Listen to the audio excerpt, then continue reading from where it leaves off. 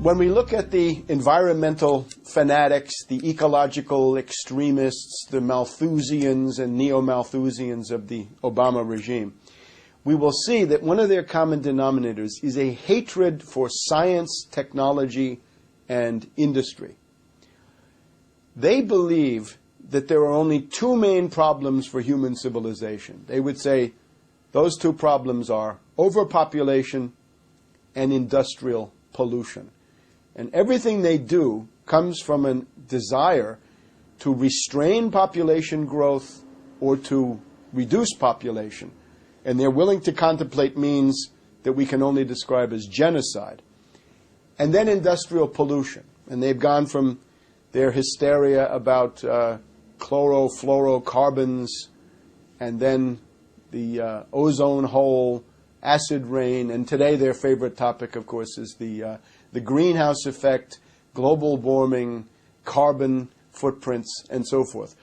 What they are expressing with this is, of course, from the scientific point of view, the work of charlatans, fanatics, obscurantists, irrationalists, and so forth. But this is a deep-seated ideological impulse of oligarchy per se.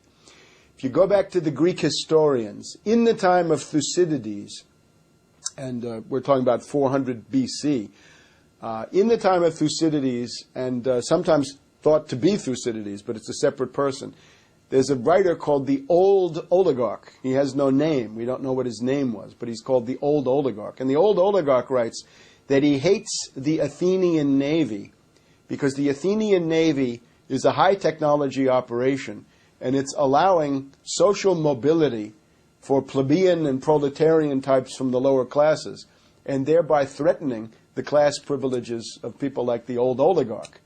He also says that he hates the long walls that were built from Athens to Piraeus, so that Athens could be relatively invulnerable to land attacks by the army of Sparta, which of course was the most oligarchical of all the Greek states.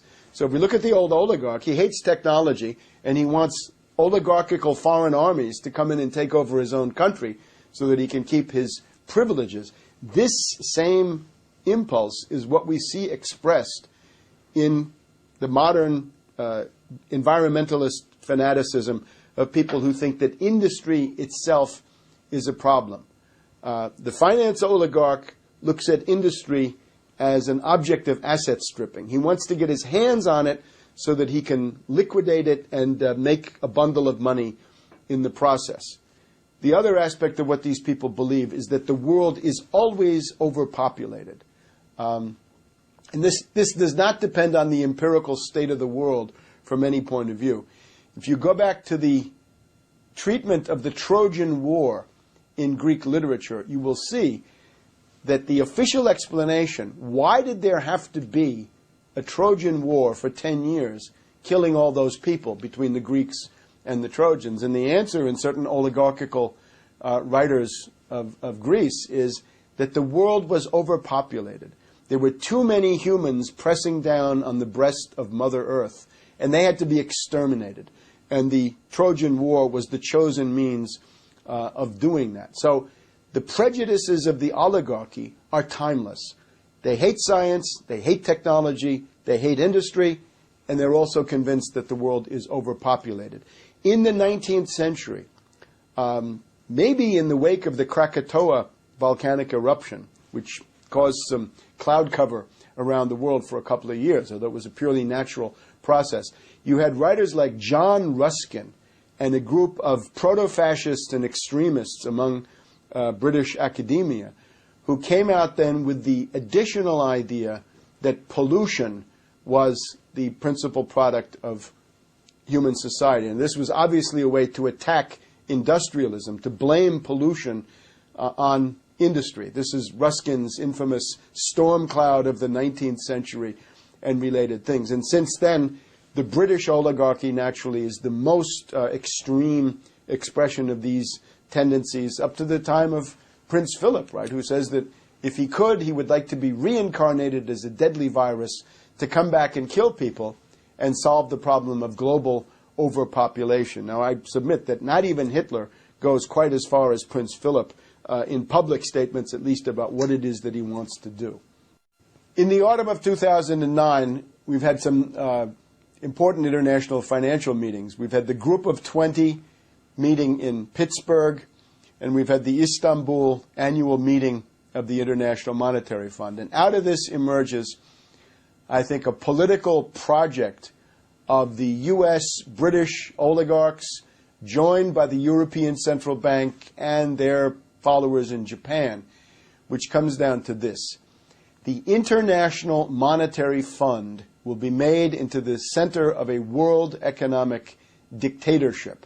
Back in the 1920s and 30s, Lord Montague Norman of the Bank of England was called the currency dictator of Europe. Well, this time around, the currency dictator of the world is Dominique Strauss-Kahn, the former finance minister of France, who is the boss of the International Monetary Fund, and within that same orbit you've got the World Bank and a series of other institutions. And the way they want to do this is to make the IMF the central bank of all central banks. So we have the Federal Reserve, bad enough, European Central Bank, extremely bad, Bank of Japan, also bad, but above them, yet another layer of oligarchical power plastered on top of the Fed, the European Central Bank, and the Bank of Japan is the IMF, with regulatory capabilities, but also as a lender of last resort to the national central banks. Let's assume we had a panic run on the Federal Reserve. Perfectly feasible. It already happened in 1932 to 1933 when you had the great Herbert Hoover U.S. banking crisis. There were a lot of banks who were members of the Federal Reserve who had put money in and wanted to get it out. And if that had continued through 1933, you would have had a panic run on the Federal Reserve. So now what we've got is the idea of the IMF being able to come in as the lender of last resort for national central banks, except you don't get that money from the IMF for free. If the IMF gets on your case, you are required to sign a letter of intent in which you express your commitment to observe the conditionalities of the IMF. And they have a very specific economic doctrine. It's called the Washington Consensus, and that is deregulation, privatization, the destruction of your social safety net. It would mean union busting. If you have a state sector, they want to destroy that. They want to have the race to the bottom across the board. Now, what happens if the U.S. goes bankrupt and has to turn to the IMF for loans? At that point, U.S. sovereignty ceases to exist, and you're going to have Dominique Strauss-Kahn or some similar cosmopolitan finance oligarch sitting in Washington, because here's where the IMF is, but imposing a worldwide financial dictatorship on the U.S., with, of course, the British having the inside track to the kind of stuff that gets done. It's ironic because the money that the IMF uses comes from the member states. Most people are not aware that among its many crimes, and this is one of the worst crimes, the Obama regime has transferred $100 billion U.S. dollars to the International Monetary Fund. At the same time that California was collapsing, Illinois was going to hell, New York was facing bankruptcy, and communities across the nation were experiencing tremendous hardships. Obama finds $100 billion for the IMF. Now, what do they do with that? The currency for the New World Finance Dictatorship is already there. It's special drawing rights, SDRs. This is something that emerged after the collapse of the Bretton Woods system, after Nixon destroyed Bretton Woods with British assistance in August 15th, 1971. They created special drawing rights. They called it paper gold. Of course, it's not gold. At the beginning, it was a basket of currencies. That has evolved. It's a purely paper creation. You can go to the website of the International Monetary Fund any day, and you will see all of the currencies of the world expressed as SDRs in terms of special drawing rights. So that's your supranational currency, and the U.S. has already given $100 billion to prop that up. And that's in the program of $1 trillion that has been pledged by the other main financial powers, by the Japanese, the Europeans, and others. So they're hoping to stock up on $1 trillion total in various currencies and use that as reserves to back up the special drawing rights. Now, there's nothing worse than this. The mentality of this IMF is called the Washington Consensus. They have no success stories to point to. They always fail. They always increase poverty, increase economic backwardness, shut down industries, increase unemployment, and so on down the line. From Bolivia to Poland to Russia in the 1990s. IMF shock therapy is widely regarded as economic death. Argentina, a couple of years ago, owed the IMF $10 billion, and they realized the only way to get their economy in order was to get out from under the IMF, get the IMF out of their country, off their case. So President Kirchner of Argentina borrowed $10 billion from Chavez of Venezuela to pay off the IMF and get them out.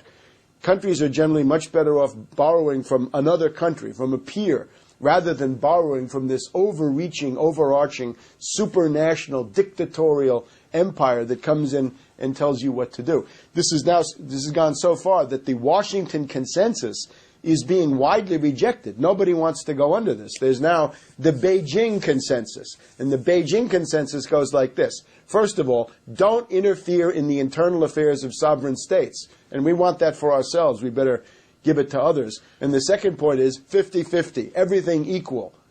No overwhelming advantage for one side or the other.